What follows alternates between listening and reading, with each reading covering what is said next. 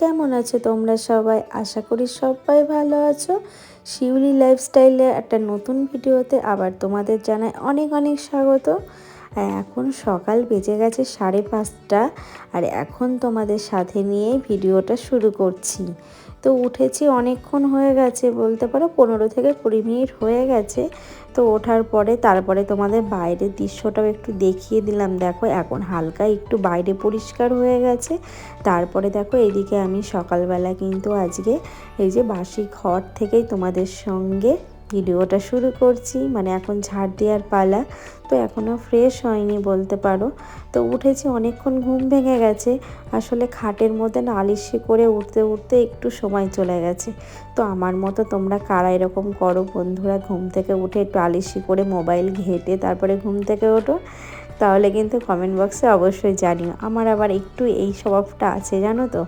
তো যাই হোক, তারপরে ভাবলাম যে না, এবার উঠতেই হবে, কারণ আজকে কিন্তু হাজব্যান্ড আর আমার মাম্মাম একসঙ্গে বেরিয়ে যাবে। মানে আজকে হাজব্যান্ডের ডিউটিতে অনেক তাড়া আছে, যার জন্য মাম্মামকে একবারে যেই টাইমে নিয়ে যায় সেই টাইমেই নিয়ে যাবে।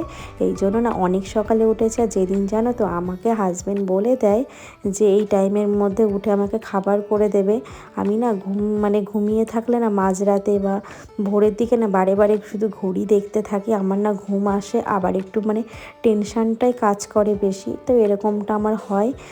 যাই হোক, তারপরে কিন্তু ঠান্ডার কথা মাথায় না রেখে উঠে পড়লাম।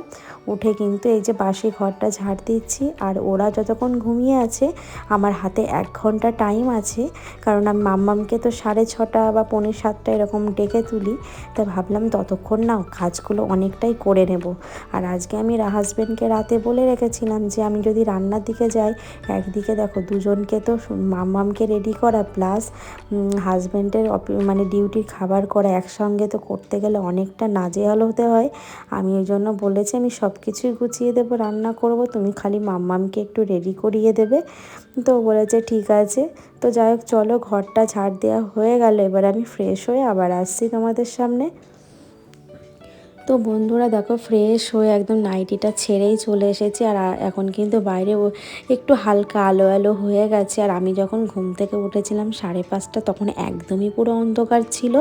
তো ভাবলাম যে আগে ভাতটা বসিয়ে দিয়ে তারপরে সমস্ত কাজগুলো করে নেব। আর রাতে কিছু সবজি কেটে রেখেছিলাম, সবজি বলতে লাল শাক বা এরকম কিছু কেটে রেখেছিলাম। তো সেটাই এখনও ধুয়ে নেব। তো এখন এই যে চালটা জল ফেলে দিচ্ছি। আর আজকে কিন্তু কি বলো তো, বেশি কিছু করব না। তো সকালবেলা যেহেতু হাজব্যান্ডের তাড়া আছে, তো যেটা হাতে যে শর্টে কাটে যেটুকু পারবো সেইটুকুই রান্না করে নেব। তো চলো এখন শাকটা ধুয়ে নিই, ভাতটা বসিয়ে দিয়েছি। আর সত্যি কথা বলতে আমি সকালবেলা ঘুম থেকে উঠেও প্ল্যান করে নিই কীভাবে সংসারের সমস্ত কাজগুলো প্রথম থেকে শুরু করা যায়, তাহলে কিন্তু মাথার মধ্যে অনেকটা চাপ কম থাকে। চলো বন্ধুরা, শাকটা ধুতে ধুতে তোমাদের সাথে একটু গল্প করে নিই। আমার কদিন ধরে খুব মনটা খারাপ, কারণ না যারা নতুন বন্ধু আমার পরিবারে আসছো তারা কিন্তু এসে বন্ধু সাপোর্ট করো, পাশে থেকো, পাশে আসছি এরকম করার পর আমি যখন 24 ঘন্টা পর আমি যখন সাবস্ক্রাইব করছি, তখন কিন্তু আমার সাবস্ক্রাইবগুলো তুলে নিচ্ছ। কেন করছো বন্ধুরা এরকম? তোমাদের চ্যানেলে তো ক্ষতি করছোই, তার সঙ্গে কিন্তু আমার চ্যানেলে ক্ষতি করছো। আর এতে কিন্তু মনটা খারাপ হয়ে যায়। যখন তুমি পরিবারে এসে থাকতেই পারবে না, তখন কেন আসো? কেন শুধু শুধু এই ছোট বোনটাকে সান্ত্বনা দাও বা মনটা খারাপ করিয়ে দাও? যদি আশারই থাকে, যদি ভালোবাসারই থাকে, তাহলে পরিবারে থেকে যেও না। আবার কিছু কিছু নতুন বন্ধুরা আসো, পরিবারে আসো, সাবস্ক্রাইব করো, আমি করি, কিন্তু তারপরে আর তোমাদের দেখা পাই না। আর যেসব বন্ধুদের আমি প্রত্যেকের ফুল ওয়াচ করি তাদের দেখতে পাচ্ছি বন্ধুরা, আমার সঙ্গে প্লিজ তোমরা এরকম করো না। ভিডিওটা মাঝখান থেকে দেখে প্লিজ কমেন্ট করে যেও না। তোমরা ভিডিওটা দেখো না, তোমরা ভিডিওটা চালিয়ে তোমরা তোমাদের কাজগুলো করে নাও। আমি কিন্তু এইভাবে কিন্তু অনেক সময় করি, কিন্তু কারোর ওয়াচ টাইম কিন্তু আমি পূরণ না করে সেই পরিবার থেকে ফিরে আসি না। তোমরা সবাই জানো বন্ধুরা, যাদের পরিবারে গিয়ে আমি কমেন্ট করি, তোমরা সবাই জানো যে আমি কতটা ভিডিও দেখি বা কমেন্ট করি, লাইক করি। এমন হয় যে কমেন্ট বেশি, লাইক হয়তো কম। অনেকে আছে কমেন্ট করে বেরিয়ে আসো, লাইক করো না। তো প্লিজ বন্ধুরা, আমি অনেক আশা করেছিলাম যে আমিও একটু আমিও কোনো দিন হয়তো সফলতা পাবো বা তোমাদের ভালোবাসা আমি হয়তো এগোতে পারবো, বা আমার স্বপ্নগুলো আমি আমার বাবা মার, আমি তোমাদের আগের ভিডিওতে বলেছি আমার মা বাবার পাশে আমি থাকতে চাই, আমি আমার হাজব্যান্ডের পাশে থাকতে চাই। একটা সংসারে কিন্তু হাউস ওয়াইফ ছাড়া কখনোই কিন্তু সংসারটা কিন্তু টানা অসম্ভব হয়ে ওঠে, আর একার উপর সংসারটাও কিন্তু হয়ে ওঠে না। যার জন্য সেই আশাগুলো মনে হয় না আর হবে, কারণ আমার ওয়াচ টাইম একদমই বাড়ছে না, আর সাবস্ক্রাইব যারা করছো তারা কিন্তু পরে আবার তুলে নিচ্ছ। তো প্লিজ বন্ধুরা, ভিডিওটা যদি ভালো লাগে অবশ্যই প্রথম থেকে শেষ পর্যন্ত দেখে অবশ্যই একটা লাইক কমেন্ট করে যেও, আর এই বন্ধুটাকে ভালোবেসে যেও। তোমাদের দেখতে হবে না, তোমরা চালিয়ে রেখে দিও।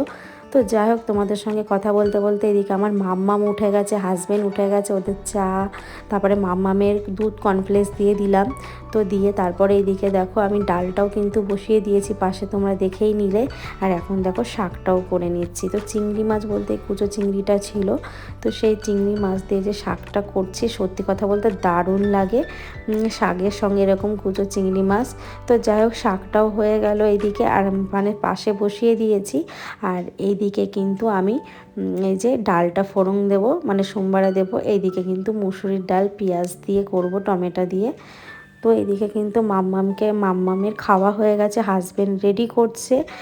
তো জামাটা পরা হয়ে গেলে এখন আমি ওর চুলটা বেঁধে দেবো। আর সত্যি কথা বলতে হাজব্যান্ড একদমই চুল বাঁধতে পারে না। তো তোমাদের সাথে কথা বলতে বলতে আমার ডালও হয়ে গেছে, শাকও হয়ে গেছে। তো ভাবলাম বেগুনটা ভাজা করব, তো হাজব্যান্ড বললো আর কিছু করতে হবে না, তো এটা দিয়ে হয়ে যাবে। তো যখন যেরকম তখন সেরকম, এইভাবেই চলার চেষ্টা করি। দেখো সকাল থেকে উঠে কিন্তু একদম বসে নেই, একভাবে চলছে, কারণ এদের যতক্ষণ না আমি রেডি করিয়ে না পাঠাবো ততক্ষণ আমার একদম শান্তি নেই।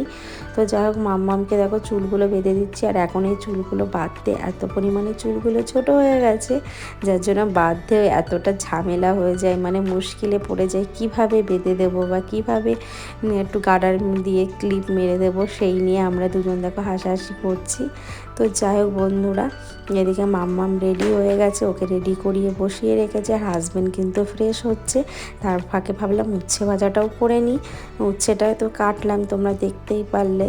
তো ভাবলাম একটু বেগুন ভাজা করব, মাম্মাম আবার একটু বেগুন ভাজা ডালের সঙ্গে হলে ওর ভালো লাগে। আর সত্যি কথা বলতে আমাদের ঘরে না যতই তুমি ভালো মন্দ রান্না করো না কেন, ডাল কিন্তু হবেই। ডাল ছাড়া যেন আমার হাজব্যান্ড বলে ডাল ছাড়া নাকি ওর পেটই ভরে না, মানে যতই তুমি ভালো মন্দ বা অমৃত দাও না কেন, ও ডাল না হলে নাকি আর মানে একদমই ভালো লাগে না। যাই হোক, এদিকে কিন্তু এই যে মাম্মামকে বাইরে যেহেতু হাওয়া দিচ্ছে এই জন্য টুপিটা পরিয়ে দিলাম। আর এখন কিন্তু হাজব্যান্ডের এই যে টিফিন গোছাচ্ছি, তো এটা গুছিয়ে দিলে রেডি বাবা। সত্যি কথা বলতে সেই সকাল থেকে উঠে এক নিঃশ্বাসে সংসারে কাজগুলো করছি। তো উচ্ছে ভাজাটাও হয়ে গেছে, এখন উচ্ছে ভাজাটাও দিয়ে দেবো, দিয়ে তারপরে মাম্মামের জন্য বেগুন কেটে রেখেছি, বেগুনগুলো ভাজা করব। তো চলো টিফিনটা দিয়ে আসি। তো বন্ধুরা ওরা বেরিয়ে গেল, এখন আমি নিশ্চিন্তে বাকি কাজগুলো সেরে নেব। আর তোমরা কিন্তু যারা এখনও পর্যন্ত আমার পরিবারে আছো তাদেরকে অসংখ্য ধন্যবাদ। তারা এইভাবেই আমার পাশে থেকে ওই ছোট্ট বোনটাকে অনেক অনেক ভালোবাসা দিও, যাতে তোমাদের আশীর্বাদে আমি অনেক মানে এগিয়ে যেতে পারি হয়তো। তো যাই হোক, দেখো তোমাদের সঙ্গে কথা বলতে বলতে আমার বেগুন ভাজাগুলো হয়ে গেল। আর হয়ে যাওয়ার পরে যে রান্নাঘরটা পরিষ্কার করে নিচ্ছি, তারপরে কিন্তু আর আমার জানো তো বারে বারে আমার একটা টেনশান থাকে, শুধু ঘড়ির দিকে দেখি, কারণ মাম্মামের তো স্কুলে যাওয়ার আনার টাইম হয়ে যায়। তো এইভাবে কিন্তু সংসারের কাজ কিন্তু এইভাবেই চলতেই থাকে। আর সকালবেলা তাড়াতাড়ি করে ঘুম থেকে উঠলে নাকি তাড়াতাড়ি দেখো কাজগুলো হয়ে যায়। তো আমার তাড়াতাড়ি করে কাজগুলো হয়ে গেলে এবার সারাদিন আমি নিজের জন্য সময় বার করতে পারবো, তার সঙ্গে কিন্তু মাম্মামের সঙ্গে অনেকটা সময় কাটাতে পারবো। আর সকাল থেকে ঘুম থেকে কাজ এই সংসারের কাজগুলো করলে সত্যি খুব ভালো লাগে, তাই না? তো বন্ধুরা তোমরা অনেক অনেক ভালোবাসা দিচ্ছ, আগের ভিডিওতে অনেক অনেক কমেন্ট করেছো, মিষ্টি মিষ্টি কমেন্ট করেছো, তাদেরকে অনেক অনেক ভালোবাসা আমার তরফ থেকে। এইভাবে আমাকে সুন্দর সুন্দর কমেন্ট করো, ভালো লাগলে অবশ্যই কিন্তু লাইক কমেন্ট করতে ভুলো না। তারপরে দেখো রান্নাঘরের একদম কাজ কমপ্লিট করে এসে এই যে এই ঘরে চলে আসলাম, এসে কম্বলটা মানে রোদ্দুরে দিয়ে আসলাম ছাদে, দিয়ে দেখো বিছনাটাও গুছিয়ে নিচ্ছি। তাহলে চলো বন্ধুরা ঘরটা মুছে আবার তোমাদের সামনে আসছি। তো ঘর মুছে আর তোমাদের সঙ্গে ভিডিওটা সেটা শেয়ার করিনি। তারপর স্নান করে চলে আসলাম ঠাকুর ঘরে, এসে ঠাকুরের বাসন মেজে এই যে পুজোটাও দিয়ে দিলাম। তাহলে চলো এখন গিয়ে আবার রেডি হব, মাম্মামকে আনতে যাব। তো যাই হোক, এই যে মাম্মামকে আনতে যাব বলে রেডি হলাম। আর এদিকে একটু পারফিউমও নিয়ে নিলাম, আর তার সঙ্গে কিন্তু সানস্ক্রিন তো মাস্ট থাকতেই হবে। আর এই কুর্তিটা কিন্তু অনেক দিন পর পরলাম। যাই হোক বন্ধুরা, তারপরে কিন্তু মাম্মামকে নিয়ে বাড়িতে চলে এসেছি। আর তোমাদের সঙ্গে ভিডিওটা তুলে ধরতে পারিনি।